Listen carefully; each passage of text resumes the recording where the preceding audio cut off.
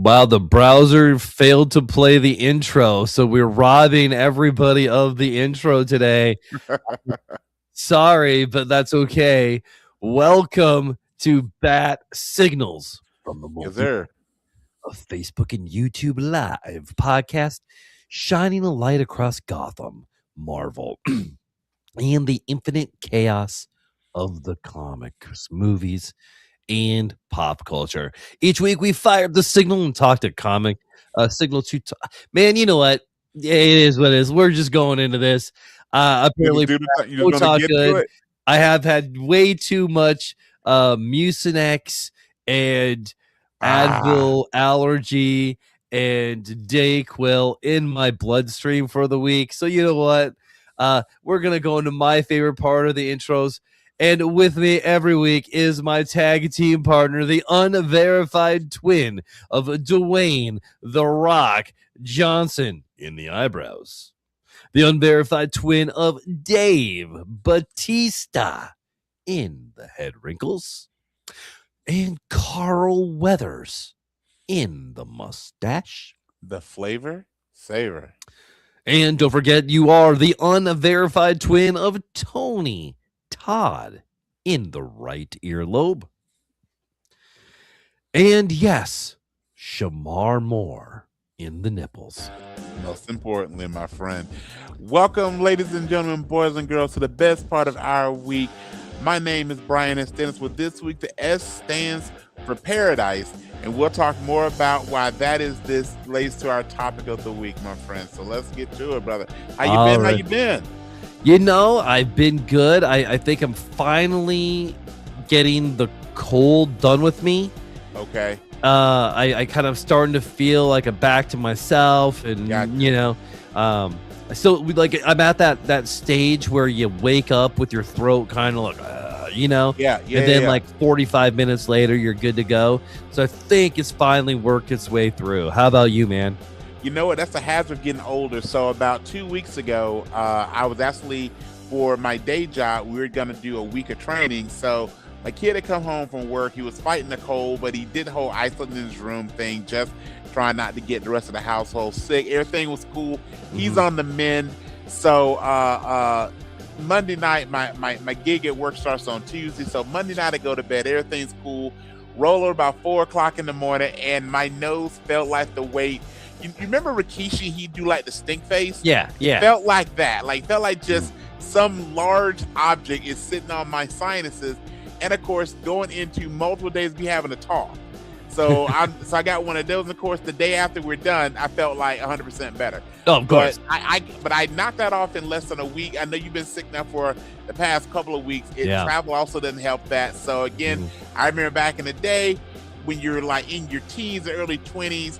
You could seriously catch like the Black Plague, and you take some Dayquil, and the next day you're fine. But now that you're getting older, a hangnail takes you down for like 3 days. Plus, you know what they say, right? That a man cold is the equivalent to childbirth. I was gonna say that. You beat me to it, but yes, as the strong men that we are, we both know all it takes is that man cold that's stepping on a Lego, and we're filing short-term disability claims. Absolutely. I need traction. We're getting all the medical notes in the world, and so it shall be. As so it shall be, sir. Awesome. Brian, what are we talking about today? What do we have on the docket? Well, we're going to do our typical run and talk about our favorites. We're going to do some games. We're definitely going to chat about some wrestling, obviously. And today's topic of the day is our favorite current TV shows. Hence why the S for this week stood for Paradise, which when I was thinking about what are my favorite shows currently, I had to go back and what was my favorite show from the previous year. And it was without a doubt Paradise, which I'm also really excited for. We are roughly a month away from season 2 of Paradise.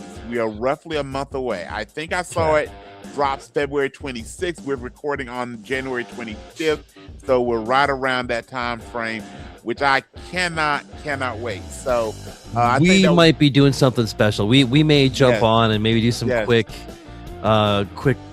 episode recaps. I would love that, man. We'll figure that out because Paradise is one of our favorites. It was so good, and it was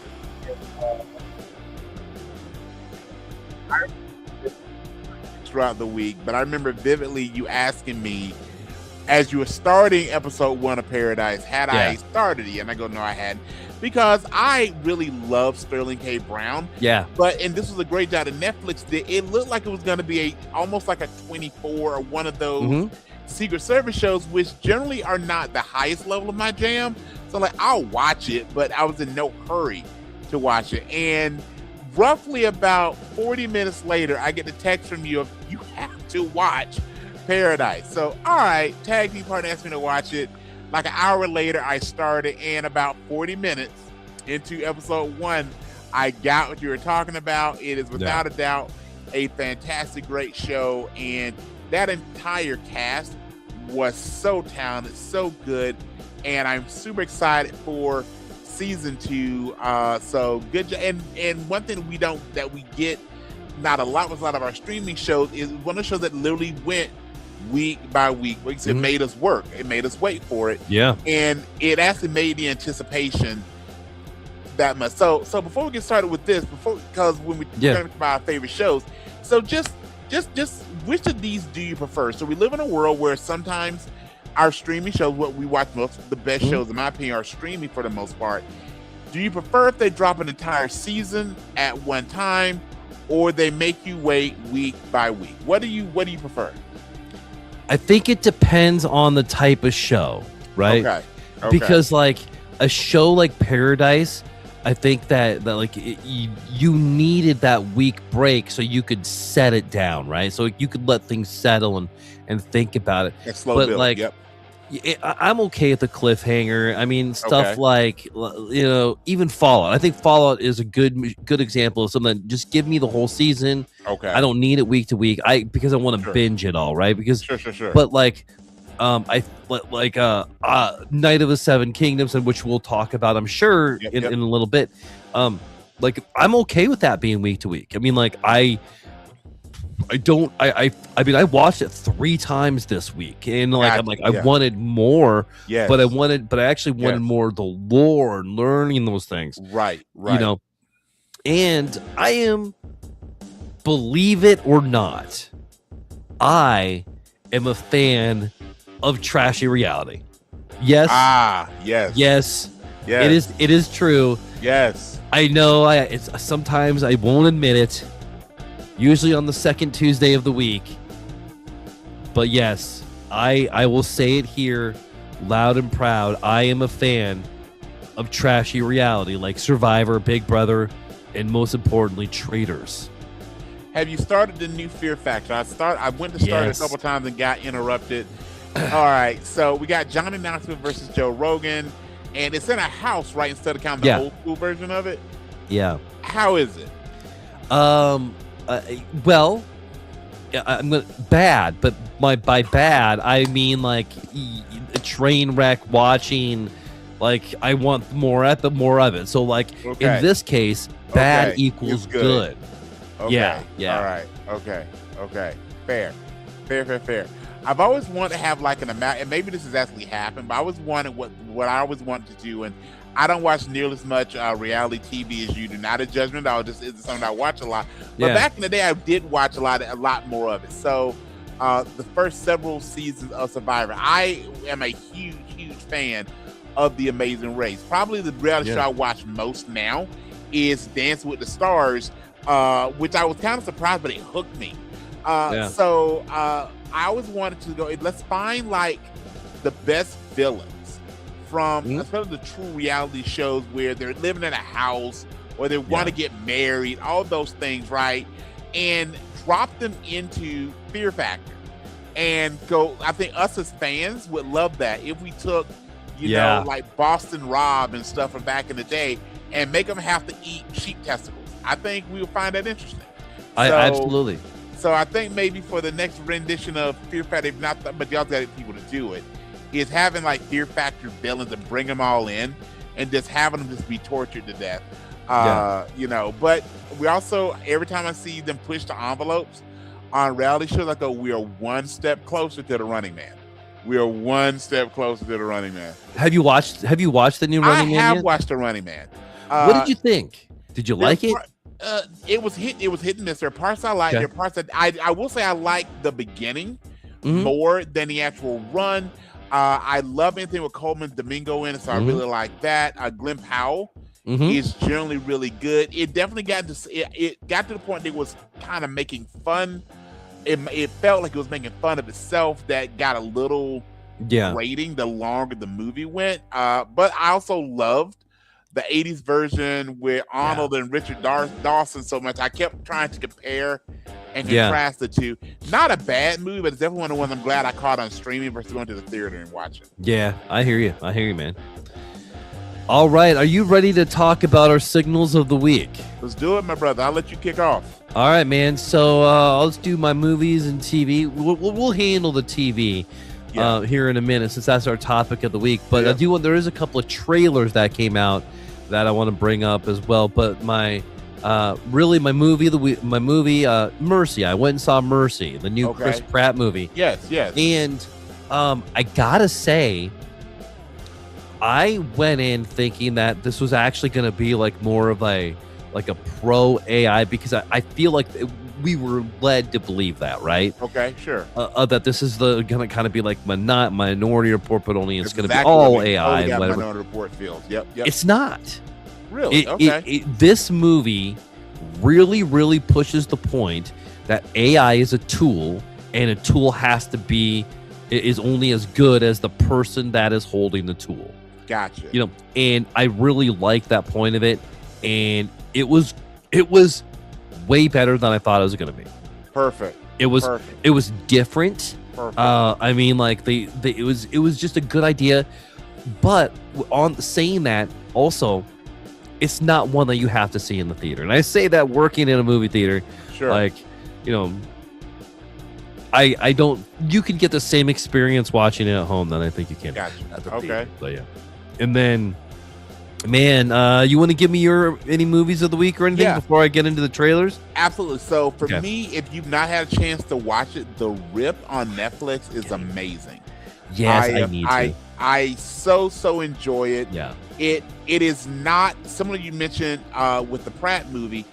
This is a movie that the trailer tells you what it is. First, I didn't know it was based on a true story, and I stressed the term based.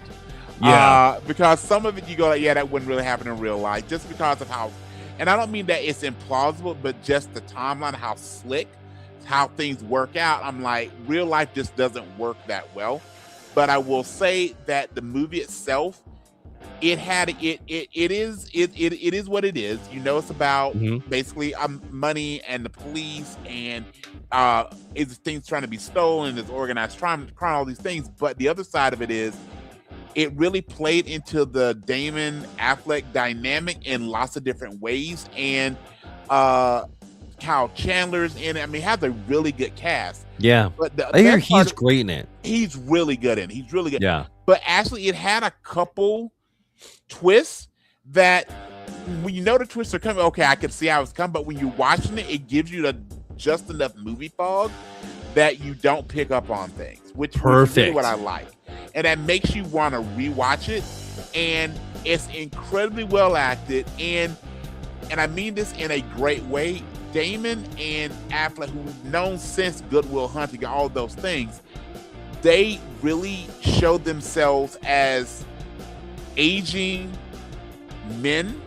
And they are, don't get me wrong, both are in better shape now ever be. Especially because there's one scene where Ben Affleck is shirtless, and I go, see, that's what we need as Batman. But it's also like, it really shows them kind of being beaten down on life. And so they do a good job of, they've aged into these roles. They're not super slick cops. It's not Bad Boys. These are, it has kind of a ring of, well, it makes sense given that it's Ben Affleck and Matt Damon involved, like The Town or The Departed. It has that level of grittiness. It takes place, I want to say, definitely in Florida. I want to say in Miami, but it's definitely worth a watch. And it's a 2-hour movie. Does not feel like a 2-hour movie. It is really good, especially the ultimate payoff. It ramps up throughout the movie. So as soon as you think you know what's going on, it jumps, and it gets you really hyped for the end of it, which is done really, really well. So I got to give high flowers for The Rip. All right, man. Let's talk a couple of trailers that came out just the other day. I want to get your thoughts. There, buddy. Oh, there you go. Your audio was off for a second. Now you're back. All right. Okay. Yeah. Apparently, my internet must be sucking today. I don't know, but we got to talk a little bit of Masters of the Universe. Let's do it. What did you think of that trailer? I loved Jared Leto as Skeletor. Yeah. I will say the casting. In fact, I just had it pulled up here a second ago. So you look at the overall cast. So the visuals of it looked really good. But I'm gonna say, as a kid, the visuals of the 1980s version of it looked really good. When I look at the cast, though, you got Jared Leto as Skeletor. You got Alison Brie as Evil Lynn. You've got Idris Elba as Man-at-Arms. You got Maureen Baccarin as the Sorceress. You've got a lot of, I love the fact they have Fisto in it. You've got all the big ones, other than I don't see Tila in the credits, which there she is. Camila Mendez as Tila. Yeah. I don't know Nicholas Galzatine. I'm sure I'm butchering his last name. I don't know any of his work. He looks like Prince Adam. Yeah. I don't know if I'm going to buy him as He-Man, but at the same time, we haven't seen the movie. I think you and I, as we were texting, pointed out he is not the most buffed version of He-Man ever. When we look at the Dolph Lundgren film from the 80s, Dolph just had to be He-Man. There was no Prince Adam in that. So that is done differently. I am excited to see it, definitely, because good, bad, or indifferent, I'm going to check it out. But the trailer itself was what the trailer needed to be. I am still cautiously optimistic because He-Man is such a hard thing to do live action without it getting silly, if that makes sense. Man, I just pulled up the cast list. For one, Nicholas Galzantine is listed 1, 2, 3, 4, 5, 6th in the list for the movie. And then dude, James Purefoy as King Randor. Yes. Wow, I love that. Yes. Nicholas Galzantine, let's take a quick look at his red, white, and royal blue. He was Prince Robert in Cinderella. Okay. Do you remember the Netflix movie Purple Hearts? Yes. Yeah, he was the main guy in that in there. Okay. Which, man, there's a movie that was a lot better than I thought it was going to be as well. Yeah, that was actually really good. Perfect. I think what'll make this work is I would have this not be focused on Prince Adam. I would have this focus on, like you said, because he's so low down in the order. When you look at the stars, he's definitely you look at people's household name, and he's probably is easily 5th down, if not further. I would tell this story from the aspect of Skeletor, Man-at-Arms. When you got Idris Elba, who's also got a great voice for narration, I would tell the story featuring the people around him, not making Prince Adam the center of this until it's time for him to hold the sword up. Because if not, then this seems, I think it'll get old. Also, the one thing before we move forward is the scene that I absolutely tested from the trailer is when he goes into, I can't tell if it's at a Comic-Con, a comic book store, a museum, or what have you, but there's a sort of power that's kind of hanging out on like a wax statue. Yeah. And again, it's a snippet of a scene, but that again is, I want them to take, yes, this is comics. This is one of my favorite guys to watch on social media. He does these really short, and I'll send you a couple of them. He does these really short where he's basically retelling the stories of a lot of 80s TV shows, and he's focused a lot of them on He-Man. And he never calls He-Man He-Man. He calls the man with the booty shorts. And that's someone, again, in 2026 eyes, looking at a show from the early 80s, there is some ridiculousness to it that only worked with only if you were alive in the 80s do you get how over the top things didn't seem over the top. But you need to be earnest with this. If you try and play it for too much comedy, too much tongue in cheek, then I think you'll lose the plot. You also won't remember that the people that are going to this movie, the show was probably 2 to 3 generations ago. That makes me feel incredibly right. Before, for like Leia's age, this would have the show would have been done 40 years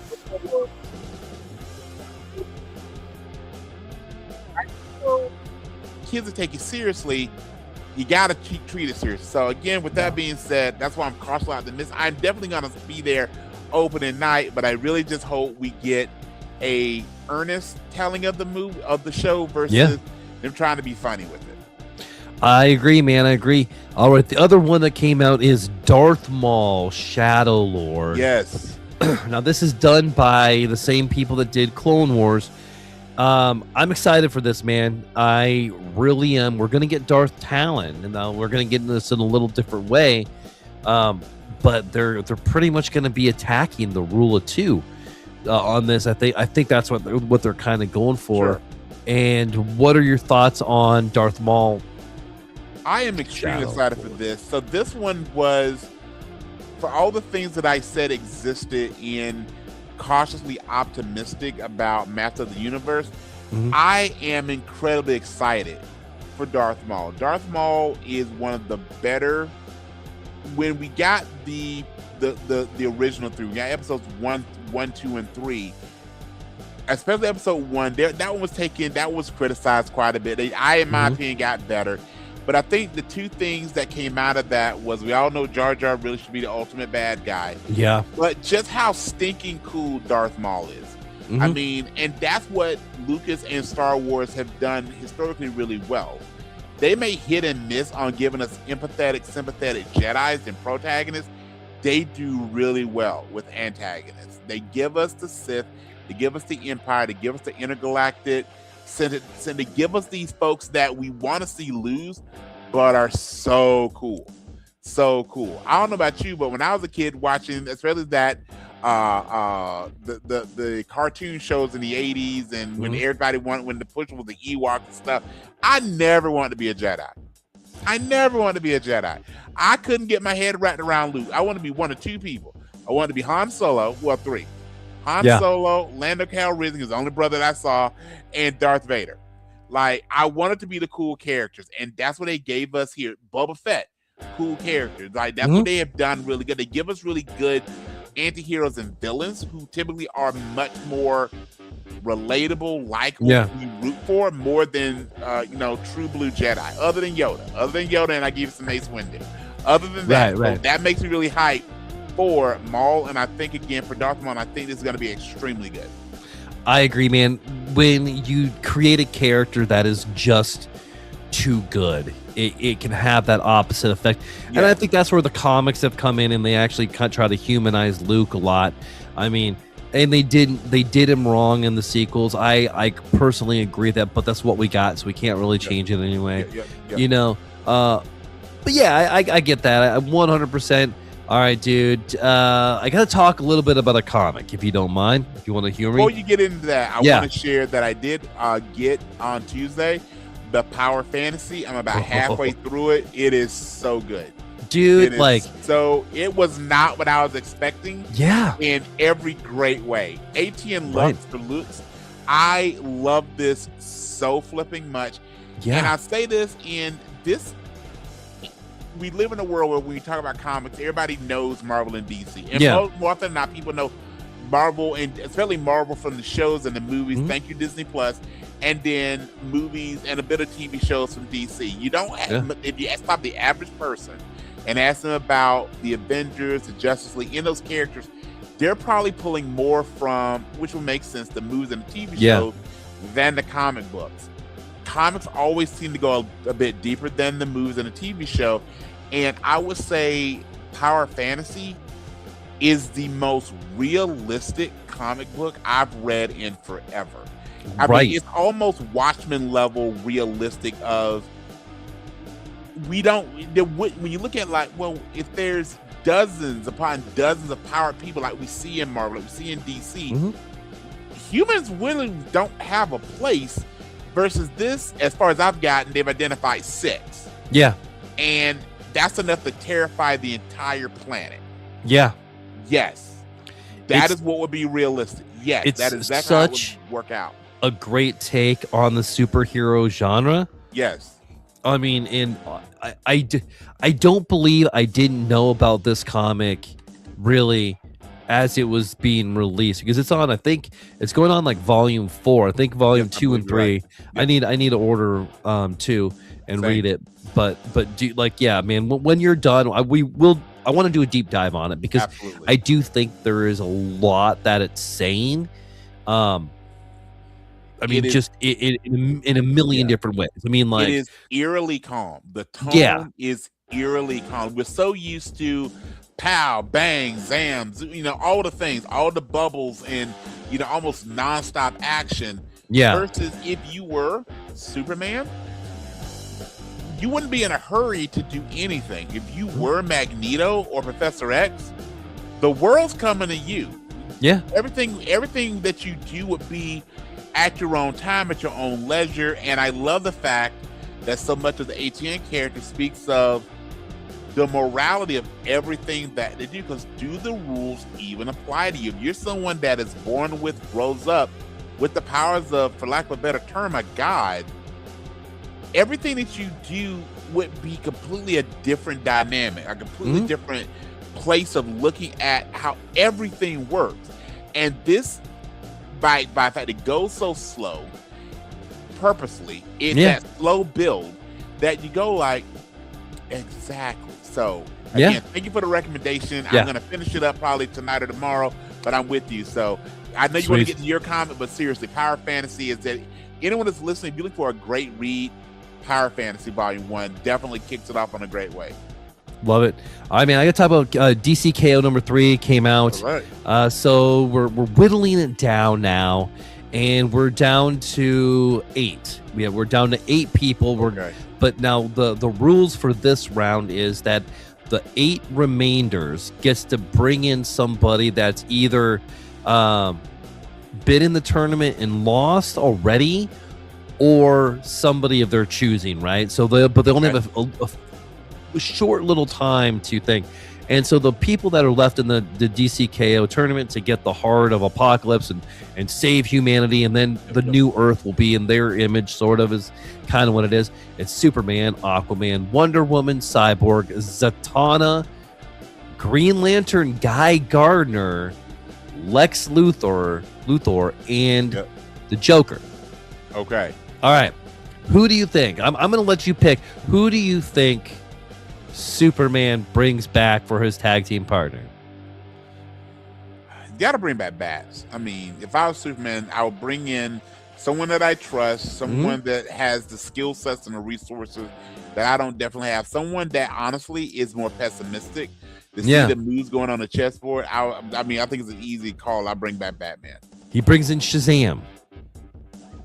And there's a reason why, and the reason why is amazing. So I'll just gotta kind of go through these. Aquaman brings in Hawkman. Are there any child labor laws with him bringing in Shazam? I mean, yeah, absolutely. Absolutely. Wonder Woman tags with Big Barda, which is awesome, by the way. That by itself is a win right there. Yep. Cyborg, it brings in Connor Hawke. Okay. Zatanna brings in John Constantine. All the stories John can tell. All right. Yep. Guy Gardner brings in Hal Jordan. Yeah. Lex Luthor brings in Supergirl. Really? Yes. Okay. And there's a reason why he does that as well. And then the Joker brings in... Who do you think the Joker would bring in? Oh, my goodness. Oh, Brian. Yes. So, given the tones on the others, my head wants to go Harley just because they're bringing in, other than Superman and Billy Batson, like people they have some type of connection to or appear. Yeah. But the Joker's the Joker. So, I don't know. Who does the Joker bring in? Mr. Mixelplex. I was gonna say Mr. Mixelplex. Oh my god. So good, man. So good. I almost said Mr. Mixelplex, I swear to God. Yeah, wow. Yeah. So that is awesome. Here's how it's Superman and Shazam versus Guy and Hal. And Superman actually brings in Shazam, so Billy Batson can give Superman his powers. Which makes Superman way more overpowered. There's a cool splash with Superman mixed in with Shazam. It's really cool. They definitely defeat Guy and Hal. Aquaman and Hawkman, or Aquaman and Hawk Girl versus Lex and Supergirl. Lex brings in Supergirl so he can corrupt her with his made kryptonite and pretty much turns her into like a doomsday type character. Nice. And then Lex wins. Lex wins that. Wonder Woman and Big Barda versus Cyborg and Green Arrow, Connor Hawk. That is Wonder Woman's gonna win. There's a cool scene where Wonder Woman brings in Big Barda, so Big Barda can punch her like with all of her might, punch her in the bracelets and kind of do some exploding stuff. Sure. Zatanna and John Constantine versus the Joker. And actually, so it's kind of cool. Like, he starts off bringing in the Joker who laughs, but that was just Mr. Mixelpix. Yeah. Doing it. It's super cool. But Joker wins, of course. And so who we have left now is going to be Superman, Lex, Wonder Woman, and the Joker. So the final two is Superman versus Lex, Wonder Woman versus the Joker. Nice. Who do you think is going to go? If it was me writing it, I would have Lex versus Joker in the finals. I don't think it was going to get. I think we're going to get Suit beats Lex, and then Joker beats Wonder Woman. So we get Superman versus the Joker in the finals. So they tease the next issue is going to be this Earth versus the Absolute Earth superheroes. That'll be interesting. All right, man. I had to talk about a little bit of KO. Brian, wanna wrestle? Oh, let's do it, man. Yes, wanna wrestle. So there's a lot to talk about. There's a whole lot to talk about, especially because we are 6 days away as we're recording from the Royal Rumble in Riyadh, Saudi Arabia. Taking all the things about that around, we are firmly into WrestleMania season. Yes. And setting up who will challenge for the top titles in the land. Yes, we are part of the WWE, the organization that has 4 world titles between the men and the women's divisions, but we don't let that stop us. We still dig it. All right.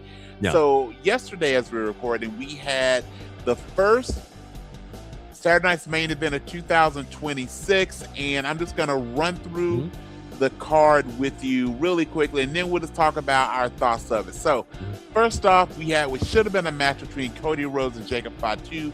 That was a match that didn't happen. Instead, we got roughly a 20-minute brawl between Cody and Fatu going all over the arena in Montreal.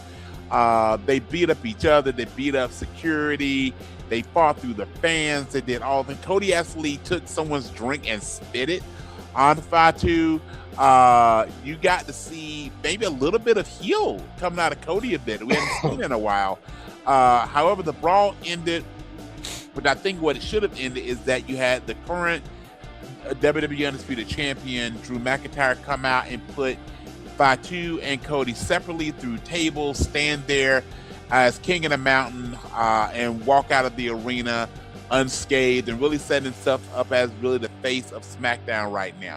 So what are your thoughts regarding that brawl? What did you think of it? So I unfortunately didn't get to watch it because I was working last night, but I did see the clips. So I don't think we're going to get a triple threat out of them anytime soon. I have a theory, and I think we want to say now, or do we wait till we talk about Royal Rumble? No, go for it. Go for it. I think Randy Orton's is gonna win the Royal Rumble, and I think he's gonna fight Drew McIntyre for it. Okay. But before that, I think Sami Zayn is gonna get a shot at Drew, but I don't think he's gonna win. All right, so I'm gonna run through the rest of the card then, and just kind of give some updates. So, what happened next after that? So let me say this: if you get a chance to watch, you should. This was probably the best Saturday Night's Main Event since the relaunch. I mean, usually when we talk about Saturday Night Main Event, there's one, maybe 2 matches that you will feel are pay-per-view quality. Others you will see on Raw, you see on SmackDown, but it's cool that we can see it on a Saturday night and they have the throwback atmosphere of Saturday Night's main event. And this one for the, well, technically 3 matches and the 1 brawl. All of these were done so well. Next up, we've got the women's tag team title match, which was Rio, which is the team of Rhea Ripley and Io Sky, defending against Liv Morgan and Roxanne Perez. This, again, was an incredible match. This is one of the better tag matches I've seen, regardless of the gender of the competitors. We wound up with Rhea pinning Liv Morgan with the Riptide. But in the middle of that, we had Raquel Rodriguez come down, interfere. That got Stephanie Vaquer to come out. They had a pull apart. They had really, again, showed 4 women who are all really talented. And I came out of this without any doubt knowing that Liv Morgan is winning the Royal Rumble. She was the breakout star from in-ring performance. The fans always erupt the most when it comes to Rhea, but Rhea's also a babyface. They erupted equally for Liv Morgan. She looked the part. She does all the things. And I remember when Liv Morgan was coming up from NXT, no way would I think this woman would be, in my opinion, one of the best women wrestlers in the world right now. She, from promo to in-ring ability to facial expression, all the things she does. And so they got to have her win the Rumble. And then it's just a matter of, does she challenge Jade Cargill or Stephanie Vaquer, assuming that both of them are still champions when it comes to that. Then next up, similar to the John Cena AJ Styles match from a few months back, we had Shinsuke Nakamura versus AJ Styles, and this was similarly really a love letter to professional wrestling. Nakamura and AJ go all the way back to New Japan. I love the fact that WWE mentioned their history. AJ Styles came out wearing a mask, which is what he did when he feuded with Nakamura back in New Japan, when AJ was part of the Bullet Club and Nakamura was part of a group called Chaos.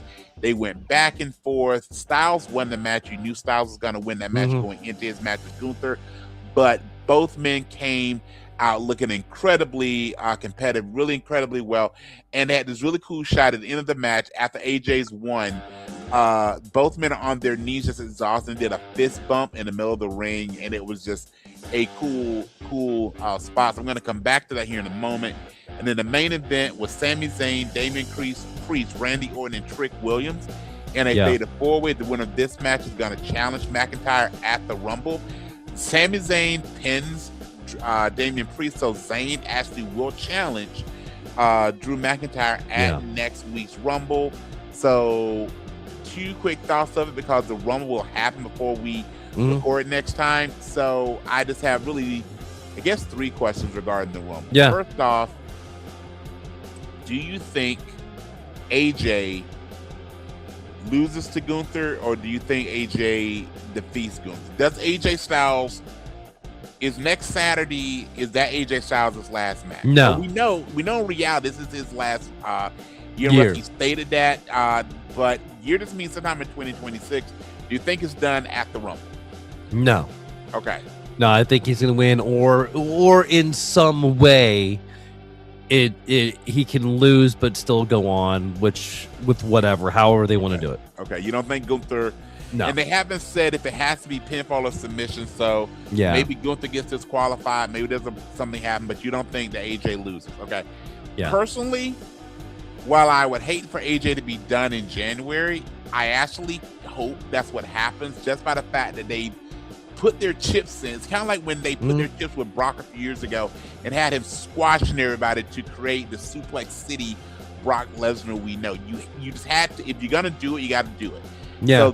So they put him over Goldberg. They put him over Cena, whether you like it or not. And we didn't like how that match turned out, but they've given him 2 things that he can lord over anyone. That he retired Goldberg, he retired John Cena. To lose that momentum by not defeating AJ Styles and retiring AJ. So again, while I would hate for AJ to be done when we could have another year celebrating AJ Styles, I think if you, for the sake of the gimmick and all the things that they're doing with Gunther, you got to put him over. All right. Second question. So we know we're going to get Sammy versus Drew for the championship. Yeah. They've talked a lot about Sami Zayn wants to be world champion. They keep bringing this up. Do you think there's any chance that Zayn defeats Drew McIntyre at the Rumble? No. No. I think that Drew needs to hold on to this at least until WrestleMania. Okay, fair. Or if he's gonna lose it, he's gonna lose it from somebody bigger than Zayn. Fair. And had he not taken so long for him to put the title on him, wrestling away from Cody, had he not had to deal with WrestleMania a couple years ago where he defeated Seth Rollins, but was immediately cashed in on by Damian Priest, and he went back and forth this feud with Punk. This seems like this is a bit overdue. He had a couple really good runs as champion, but they were during COVID, so he had 2 title reigns as world champion that no one knew, with nobody literally in the stands. So you do feel like he does need to at least get it to WrestleMania, but it also goes, well, what do we do with Sammy here? And then my final thought, my final question, which you already answered, but I'm going to just get it official for your record. Yeah. Who do you see winning the men's Rumble? Okay. Randy Orton. All right. Go ahead. Man, I don't have reasoning though. I feel like he hasn't been winning a lot, but the dude looks like a monster right now. He and AJ, they've gotten, seriously, I don't know if they're drinking yak's milk or what, but those two, and both of them have always been in fantastic shape, but both of them who have got to be in their 40s, late 40s at that, they both just looking phenomenal shape. Absolutely. Yeah. I'm thinking Randy Orton's going to win. Okay. And dude, I'm sticking by Chris Jericho's returning. All right. I'm sticking to it, man. I can see it. I want it. I'm putting it out into the universe. Yeah. So hopefully the universe is looking. I want to break down some walls. Could you imagine the pop? Even though it's going to be in Saudi Arabia, could you imagine the pop of if it is Jericho? I wouldn't start it with him just because the Rumble's a long match and we want Jericho in there for a while, even though Jericho's in better shape than I am. But can you imagine at some point again that Jericho countdown, and then you hear, like you said, you hear break the walls and then he comes out? I think he should be the first one in. Just start it off with the countdown, man. Can you imagine that? Like, can you imagine like all this? I think it'd be great would have started. I just would go like, he's not going to be in it for very long. He's not going to win. No, he's not. Nobody coming back is going to win that I can think of, right? No, I think the closest we ever had was when AJ debuted at the Rumble. He had a really long run, but he didn't win. So, and at some point that will happen. At some point, someone's going to debut at the Rumble and win. You know what? I think I think I think Batista. I think when Batista came back, we knew he was coming back, but I think Batista's, return after he did win the Rumble, but again, we can fact check that later. Yeah. So with that, then for me, the men's winner is, I'm going with the Tribal Chief, the OTC. Okay. But who do you see women in women's Rumble? I've said before. I'm with you, man. Liv Morgan. Liv as well. All right. Yeah, Liv. I think that's the overwhelming one. Yeah. Yep. Absolutely. Yeah. I think barring, and I do believe Bianca Belair will be back probably for. It wouldn't shock me if Bianca's back for the Rumble, but I see Bianca, especially with Jade as champion. I don't see Jade losing the title before WrestleMania. I see Bianca coming back and winning at Elimination Chamber to challenge Jade, and Liv winning and challenging Stephanie Verker. All right. With that, sir, you ready to go through our favorite shows currently? I am. But before that, we have. I want to know, Brian, what is your Mount Rushmore of TV shows? What is Brian S. Dennis's Mount Rushmore of TV? Okay. So are we meaning any and all TV? Any and all for this one. Okay. All right. So for me, my Mount Rushmore would be the shows that I could watch over and over, and as my family will tell you, I do watch over and over again. So first off, I gotta go The Cosby Show. Meant a lot to me as a kid growing up. in the South, seeing just the representation of African American family.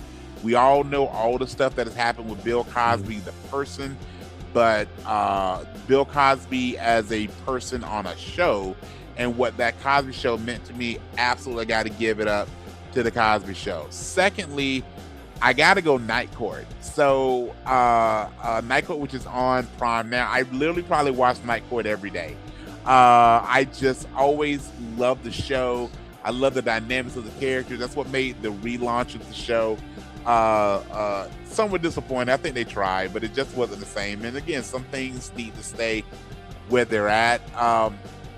Third up, I'm gonna go. My next two are gonna go animated shows. So I'm gonna go The Boondocks. Again, just a fantastic show. Aaron Magruder. Again, another show that I watch a lot. My son probably watches it equally as much, if not more, than I do. And then lastly, we mentioned Masters of the Universe earlier. For me, there is truthfully the one most powerful sword, and it is not the Sword of Power. It is the Sword of Omens. So my fourth show on my Mount Rushmore has got to be, that's why it's my background. We do this podcast, the Thundercats. Awesome. Do you think we're going to get a live action Thundercats if Masters of the Universe is successful? I don't want a live action. I want an animated, just because I think it'd be really hard. The difference between Masters of the Universe and Thundercats is, barring Skeletor and a few characters, while they're from Eternia, they look human, right? Yeah. So doing that as live action, in the Middle Ages. Yeah. So that to me, you can make a Game of Thrones. You can make all these. You can make Lord of the Rings. You can make all these things that, again, you're updating a few things there. Versus with Thundercats, by the fact they're anthropomorphic cats, and that's the whole deal. Doing Mumra, I think you could do a live action Mumra. I really think we could do that and it'd be okay. I think trying to do the Thundercats justice without it honestly being a little creepy, I think it'd be hard to do. You look like the Cats movie that came out several years ago. Yeah. So that's what I'm saying. Thundercats, give it to me as animated. Similar to, as much I've seen a bunch of the Transformer movies, and Michael Bay, you know how to make things blow up. It still hits a little different than the animated one. So give me a Thundercats movie that is true to the original 84, 85 series, not any of the updates, and give it to me animated. All right. Well, my Mount Rushmore, surprise! I bet you could I know you could pick one of mine. Okay. Psych. Yes. Psych is definitely on my Mount Rushmore. Next, I would put Supernatural. Then I would put solid pick. Game of Thrones. Okay. And my last thing on here would be another animated. I would go Transformers. Transformers was close. Transformers. Yeah. There's really mine. Close. There's mine. All right, Brian, you want to go first on this list? I'll definitely do it. So again, as we're talking about our favorite current shows, so shows that are currently on, whether they actually will have a season that's going on right now. And I think it's perfect time because some of the shows that were on hiatus over the holidays are dropping now and over the next few weeks. Yeah. So I'm going to go 10 through number 1. So my current favorite shows at number 10 is the DMV. So this is one of those silly office place shows on the same vein as Superstore. Not quite as smart as The Office, but still just really funny. Gives a little bit of animal control vibes if you've seen that show on Fox. In fact, Animal Control is going to be an honorable mention. Number 9, because again, I've just been really digging it, is Best Medicine. I think I mentioned that last week on the pod. Number 8, Brad, have you started watching the new Ryan Murphy show called The Beauty? So no, and I actually put that in. I saw my honorable mentions are the shows that I need to watch. Okay. And I put Beauty, His and Hers, and Fallout Season 2 on there. All right. But actually, so is Beauty good? Is it? It is wonderful. Okay. So I will tell you this. in a good way, so I just wound up watching because I wanted something to watch, and it said it had a 3-episode premiere.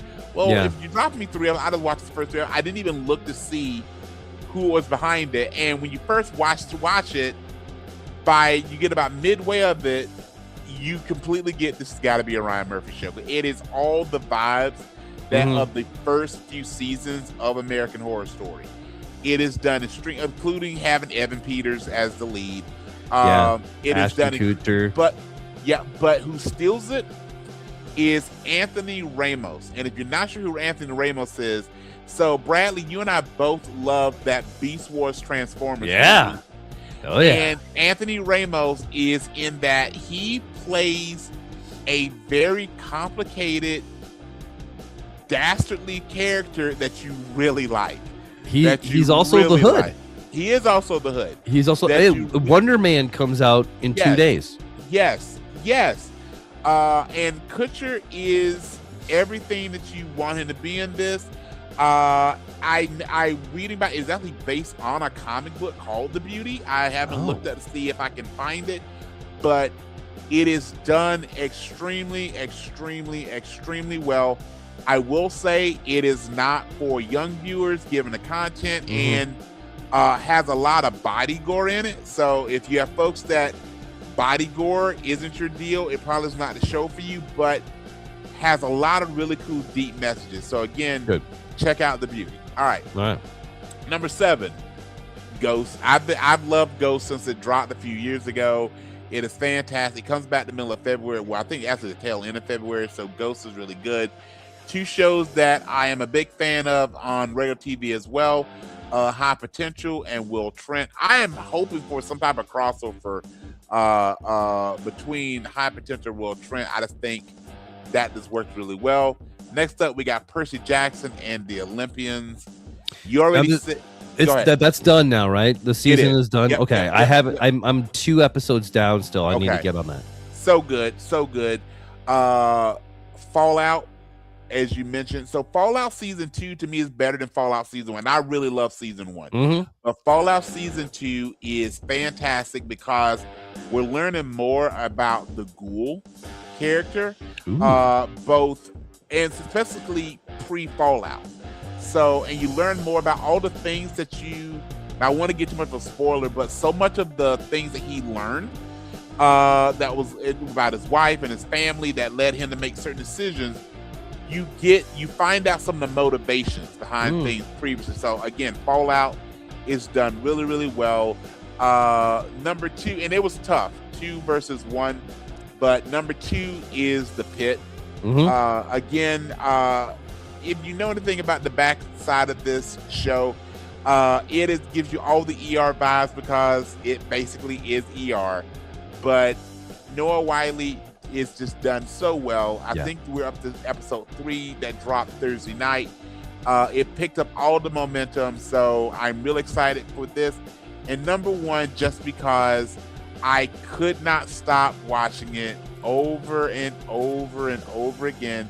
And as much as we say Samuel Jackson is the godfather of this show, I am now adding this to the things I say all the time. Taylor does not miss, which is Landman. Taylor Sheridan does not miss. Landman, and just he takes every character and goes deeper than you think he would go. It would have been the show would have been probably just as popular, but not as good if he'd have kept the characters of the wife and the daughter, pretty blondes that run around and want to spend this money, but he gives them depth. It'd been really easy to make Tommy just this gristle former landman, but he gives him so much depth. Cooper and TL, the character played by Sam Elliott, and just how they handled so much of season 2 was what about to be a father and fatherhood. I mean, we both are dads, but that's maybe why season 2 hit me so deeply. Is you would have those, and if you've seen through the end of season 2, that really those 3 levels of you've got Cooper, Tommy, and Thomas, CTT, and all the characters around that, and loved it. And just look at the casting. I mean, you've got Andy Garcia and Demi Moore, who really play very minor. Look at the screen time, very minor supporting characters, but everything they do is poignant. So, Landman is without a doubt my number one currently. All right, so my number 10 is Ghosts. Man, it's just a show. No, I haven't watched the UK version yet. I'll get to it eventually. Sure. And it's just a good. You can just turn it on and just watch it. It's just a good It's a nice positive show, and it's got enough supernatural. It's got some silliness to it. But again, kind of going back to one reason I like Night Court when I pick my Mount Rushmore is it's got characters that you generally like. Is it changing the world? No. But it's one of those shows you put on the background and just have it on. You can watch it intently. You're gonna be entertained, and it's easy to rewatch. The family can sit down and watch it with you. It's one of those great ones. So I agree with you. So what's your number 9, my friend? Number 9, I had to go with Law and Order. So I went Law and Order with SVU. I'm putting them both together in there because, I mean, it's Law and Order. They're connected. They've been around for 450 years. I mean, like Ice-T could have worked for the police and retired. Yes. So they're doing something. I also love this fact about Law and Order Special Victims is Ice-T. And again, this is a gentleman who number one, it was a legit thug, really was a thug. His biggest hit was a song called Cop Killer, and he is on record as being the longest continuous running police officer in television history. Yeah, which is amazing. It is amazing. It is. And Ice-T, man, like you're just who doesn't love Ice-T? Like yes, the drink and the character. Yeah. Yes. I mean, it's so great to watch. You'll see things where Ice-T or Snoop will show up, and you see at this point, you have reached a certain echelon of celebrity and stardom and pop culture awareness that none of these folks who love you have ever been your target audience. Right. And they are shutting things down to give Ice-T and Snoop Dogg some love. Where if you go back 25, 30 years ago, people were trying to put these gentlemen legitimately in prison. Right. So absolutely, yes. And then you watch like an NCIS episode with LL Cool J, and you're like, just say "Mama said knock you out." Just one time. That's all I want from you. And want to talk about a man that has not aged? LL Cool J has not. The dude looks great. Yes. Oh, he and Dr. Dre both. Again, going back to what we were saying earlier when we were talking about AJ Styles and Randy Orton. There's some dudes that just age incredibly well, and I don't know if you know Method Man from Wu-Tang. I mean, there's some guys that they seem to hit their stride when you hit 40 or more. So I'm waiting on my stride to come in at some point. I don't think it's gonna happen. Right, but maybe, me too. Maybe. All right, brother. Number 8, I have the Mighty Nine. It's that? Dude, it's fantastic, man. Okay. This really the Legend of Vox Machina is great. It's a good, really super good animated show. But this one actually feels like a D&D campaign. Because like you could see where there's some failures and stuff like that, and you're like, okay, you kind of get it that way. And I think it's just really done well. Number 7, it's on your list, it's on my list. It's one of my favorite TV shows out there, High Potential. Yes, sir. Man, Caitlin, I can't think of her. Thank you. Yeah, she is just so fantastic in it. And then number 6. It actually makes me enjoy It's Always Sunny in Philadelphia more because you see, number one, she is an actually really good actress.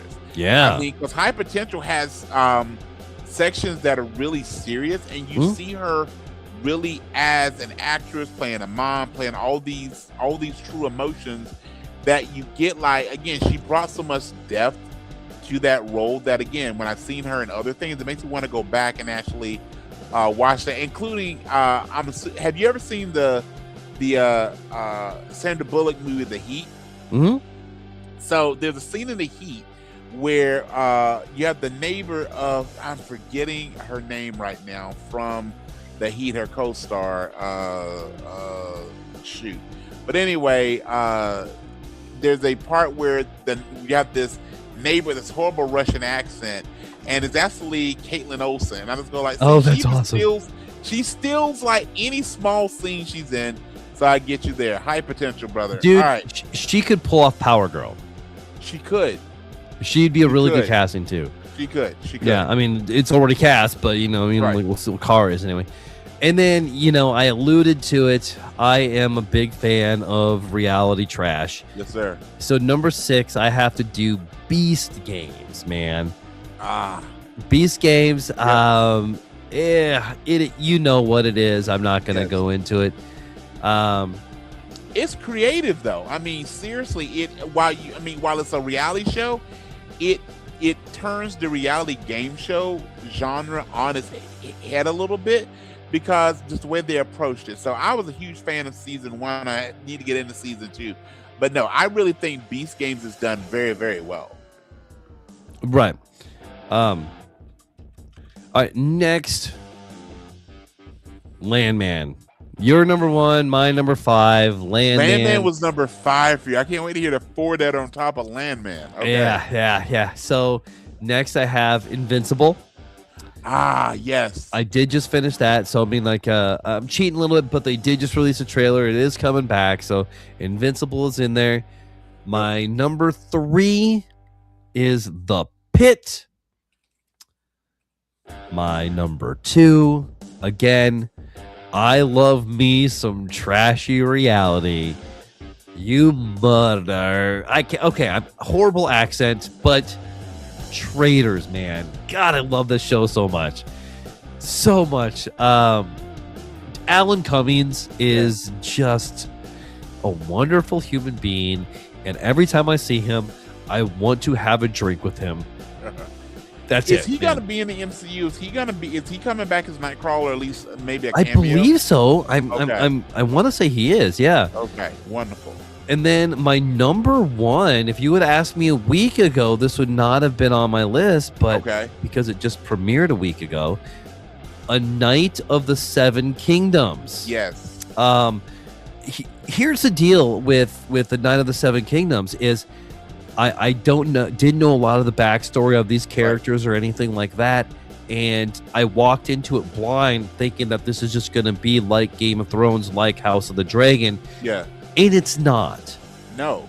It is not. It's not what I expected, and I'm happy that it's not what I expected. This dude, I'm sorry, I can't remember your name. He should be cast as absolute Batman if they ever do a live action version of him. It is like this is the most likable person I think I've ever seen act in a movie show. Yes. And George R. R. Martin has said like this is his favorite character. And Duncan let's remember, so when we talk about Dunk, like you said, he is something that we don't get in the previous George R. R. Martin universe, Game of Thrones and House of the Dragon show, is someone that is at their core a good person, and at least so far appears to remain a good person and lives. So those are the things that we don't get. In Game of Thrones, you don't get a good person who stays good, who stays alive. Yeah. Like typically when we have a good person, somehow they get corrupted or they somehow die. Tyrion, you can make the argument, was a good person, but Tyrion was not an angel. Jon Snow was not. Once you sleep with your aunt, you kind of lose a little. You lose a little, and I'm from the South saying that. All right. Versus, and in a horrible way even if she's a pony. If she's a pony. The horrible way they treated Dany with all this, and I get that was the showrunners, not George R. R. Martin. Yeah. And Egg is fantastic. I know you're raving about Dunk.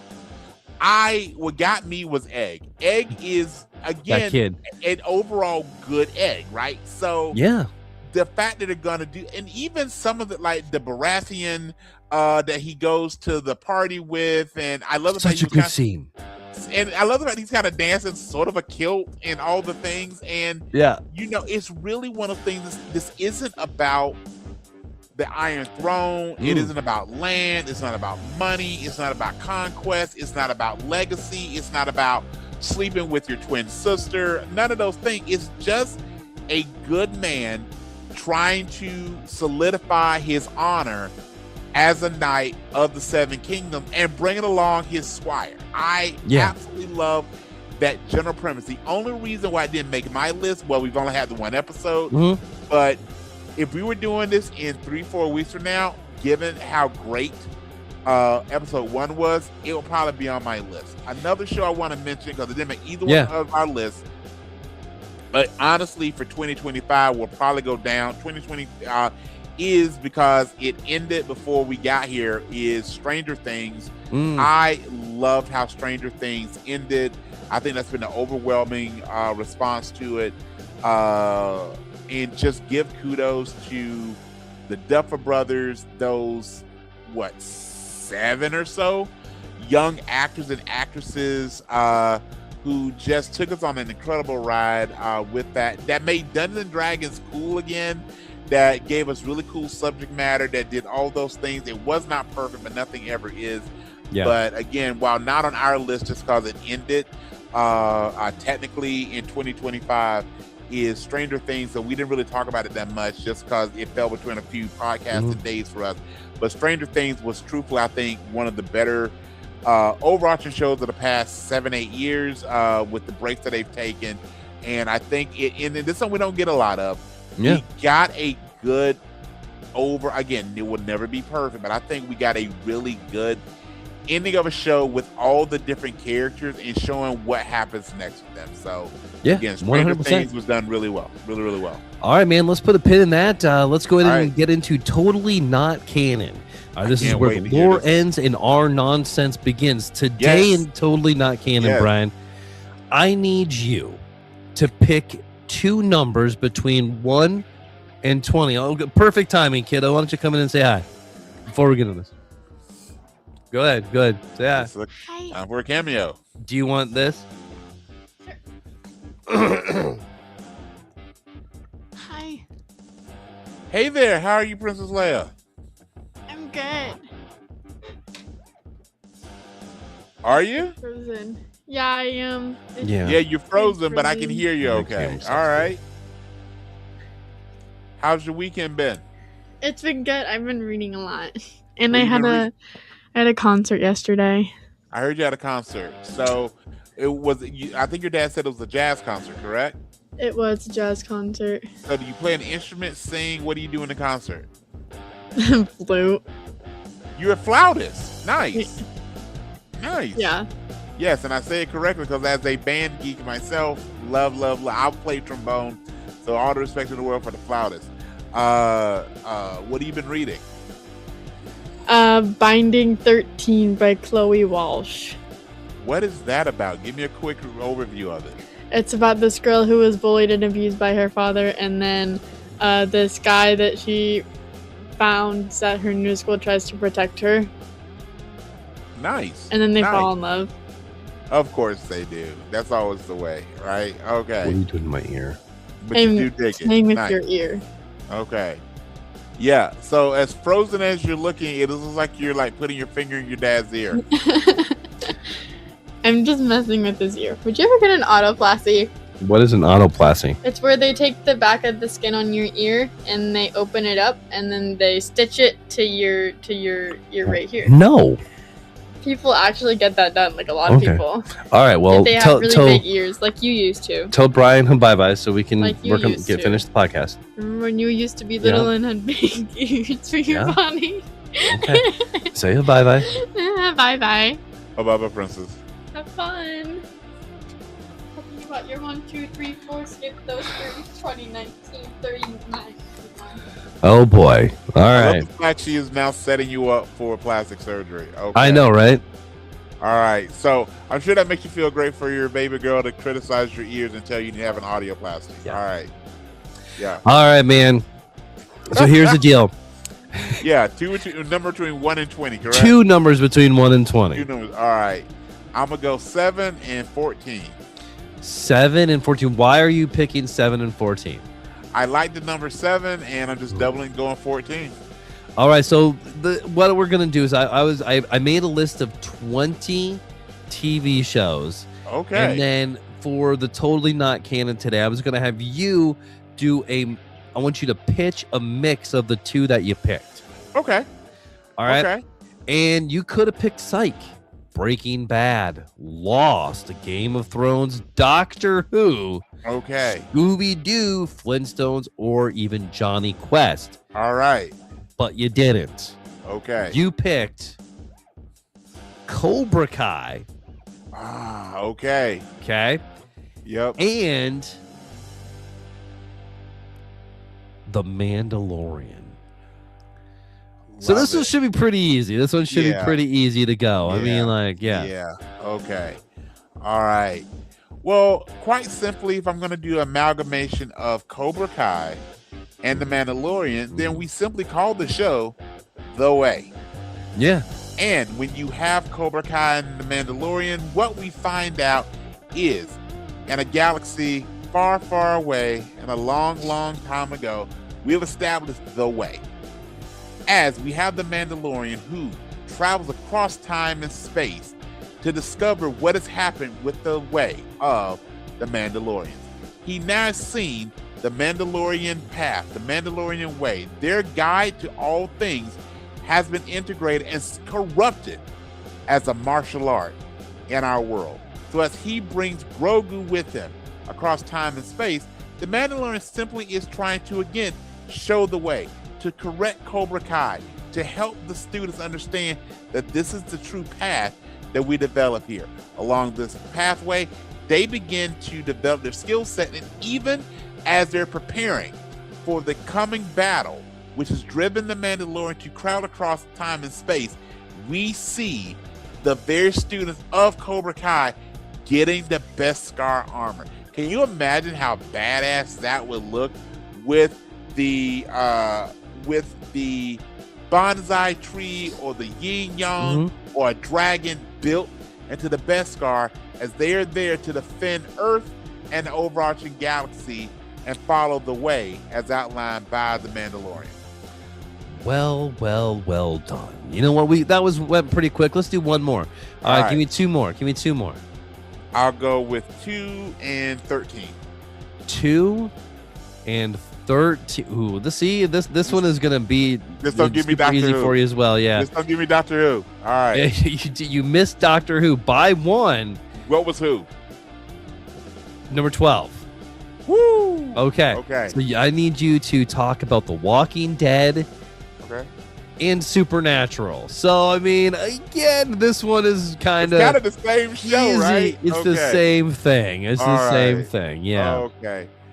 Well, here's what we get. So we have The Walking Dead, and they talk about after the fall and how the world has ended. Yeah. But here's what we're going to get: Supernatural. So Supernatural is going to show how the Winchesters were really involved in the first days after the fall in another part of the world. So the Winchesters have taken on vampires. They've taken on werewolves. They've even fought angels and the devil himself. But what will happen when the Winchesters actually have to face off against the Walking Dead? And I will play it out this way. So as we have episode 1 of this, and we see the Winchesters encountering the Walking Dead, and Sam and Dean do what Sam and Dean do, and they fight off the zombies. They're walking back to the car. Things are going well. They're preparing for it. And right as Sam reaches to, as far as Dean, is how I play it out. Dean is reaching to drive, and Sam's going, "You should let me drive." And Dean goes, "You'll drive over your dead body." We see a zombie come out and bite Sam on the wrist, and that is the end of episode 1. So now we have seen that Dean now knows that Sam has been bitten. We will not get the Winchesters who will overcome everything as they fight the world within the Walking Dead. We actually will see episode 2 and maybe even episode 3 of Sam working with Dean to try and establish and fight off the zombies before his turn. And we will have it be the end of episode 3. We'll split over 2 episodes of all the characters from Supernatural, including Castiel, being there as Sam begins to turn. And we will have this. Instead of Sam killing himself, which is what we see in most of The Walking Dead, Castiel is there. And Castell explains, if you commit suicide, I can't take your soul. So Dean has to watch and allow Sam to turn. And then as Sam turns, Dean kills him. And the last scene we see is Castell ascending with the soul of Sam Winchester. I love it, man. Great job. And then Dean does the rest on his own. But now Dean's really pissed off, right? As it's almost should. like he's and then he becomes a super soldier. I was gonna say it's almost like he's a soldier boy. Soldier boy. Absolutely. Yeah, that's right. Brian, you got a game for me. I do. So I'm bringing back the whole same plot, new characters, Yeah. because that was fun last week. We're gonna see if you can pick up this one. And for those that are uninitiated, the same plot, new characters. When we talk about a movie that Bradley and I have definitely seen more than once, and I'm going to give you the plot of the movie, but I'm going to use it doing references from other films, other roles that the main characters have had in their filmography. And we'll see if Bradley can figure it out. So Bradley, are you ready to play same plot, new characters? I'm ready. This national treasure of a film features the search for Ghost Rider's sidekick in the ultimate den of sin. Throughout the adventure, we see Humpty Dumpty take a great fall, while Griswold's oldest child tried to make... I'll start over. This national treasure of film features a search for Ghost Rider's sidekick in the ultimate den of sin. Throughout this adventure, we see Humpty Dumpty take a great fall, while the Griswold's oldest child tries to make the most out of an impromptu vacation. Inspired by Danny DeVito's mother and the face of an alpha team, this first volume of a Friday-based trilogy proves that there's truly something in the air tonight. Oh my gosh, man. This one's good. Oh, holy cow. I worked hard on this one. Give it to me again. This national treasure of a film features the search for Ghost Rider's sidekick in the ultimate den of sin. Throughout the adventure, we see Humpty Dumpty take a great fall, while the Griswold's oldest child tries to make the most out of an impromptu vacation. Inspired by Danny DeVito's mother and the face of an alpha team, this first volume of a Friday-based trilogy proves that there is truly something in the air tonight. Dude. Want to take a guess? Yeah, I'm going to take a guess. I'm going to guess Natural Born Killers. Not Natural Born Killers, my friend. Okay. I'm going to give it to you one more time. All right, give it to you one more time, yeah. This national treasure of a film features the search for Ghost Rider's sidekick in the ultimate den of sin. Throughout the adventure, we see Humpty Dumpty take a great fall, while the Griswold's oldest child tries to make the most out of this impromptu vacation. Inspired by Danny DeVito's mother and the face of an alpha team, this first volume of a Friday-based trilogy proves that there's truly something in the air tonight.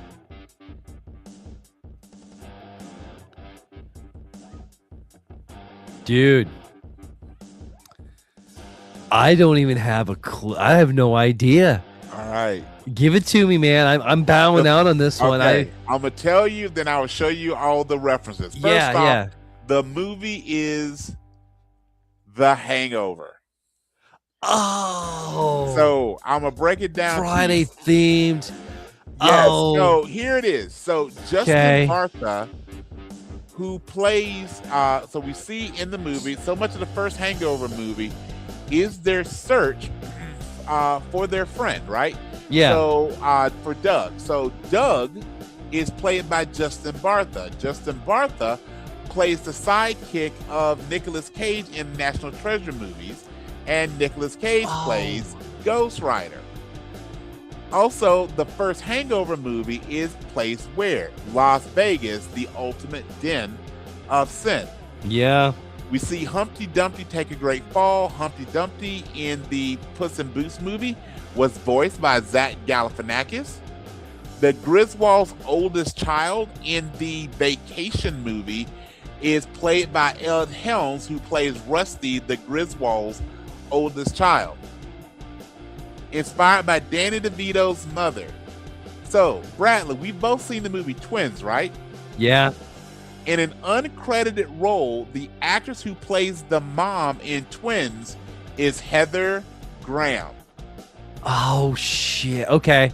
I knew okay, so I picked up on the Twins reference, Yeah. and I could not think of who it was. So and then, okay. And then face of an alpha team, also known as an A team, is Bradley Cooper, who plays Cooper. the character Face. And then Yeah. lastly, the Friday-based trilogy. There's 3 Hangover movies.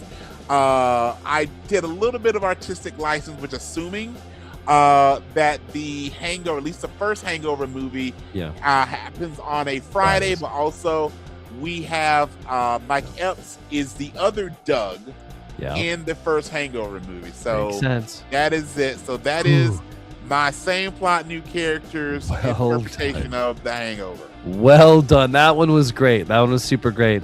Let's go ahead and get into your honest ad. All right. So Bradley, did you know that yesterday, as we're recording, was National Beer Day? I did not. And on top of that, yesterday also, the reason that January 24th is celebrated as National Beer Day is that is the anniversary of the first can of beer being sold in this country, as best we can tell. So it actually was a Kruger's Cream Ale sold by the Kruger Brewing Company in 1935. And the first day that canned beer was available in this country was on January 24th. So with that being At least said, it was cold. at least it was cold.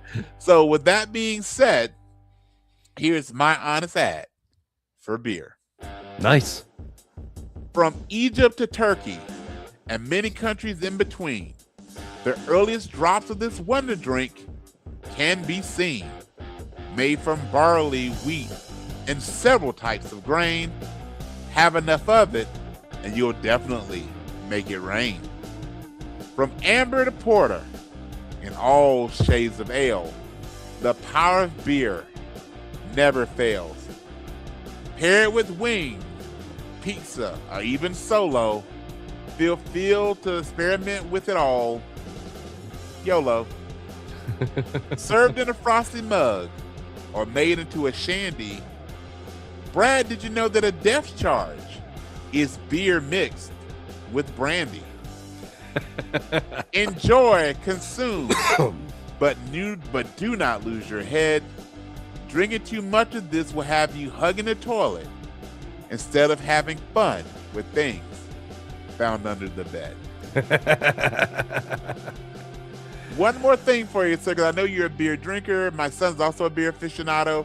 I did a little research based on some cave paintings and just different, or I shouldn't say cave paintings, but based on different accounts, making beer as a skill or an art form predates making pottery.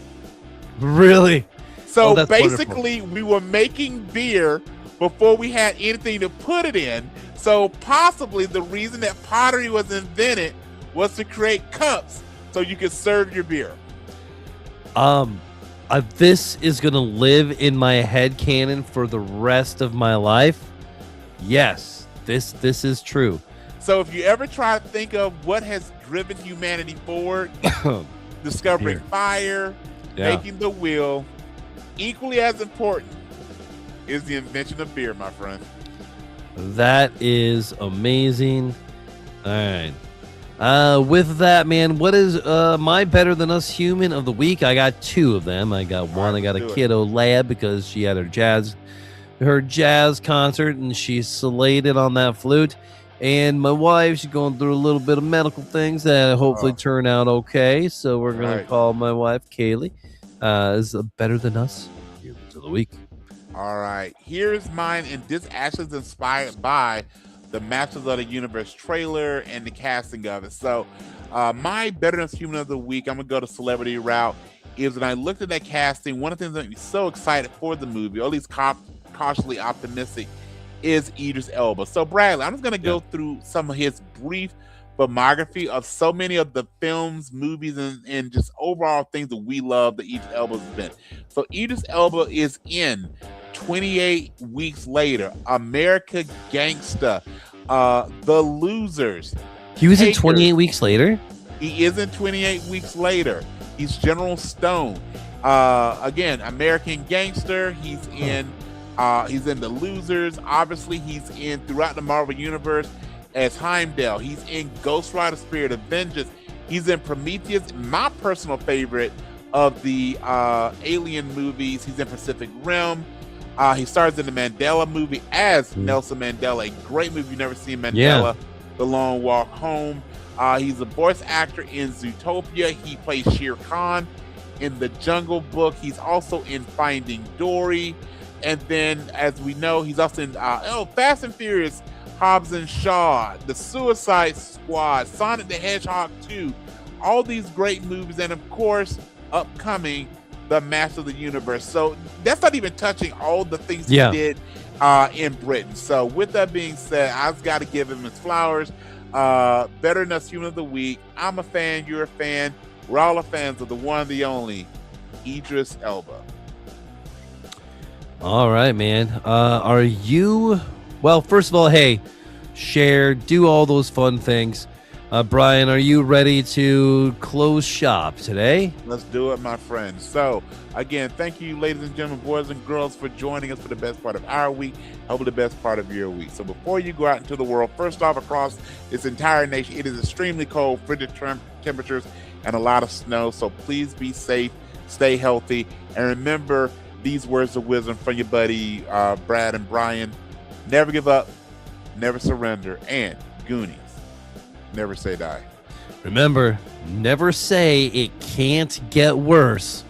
The universe will take it personally, and wisdom comes with age. Sarcasm, well, that comes a lot earlier. Bye-bye.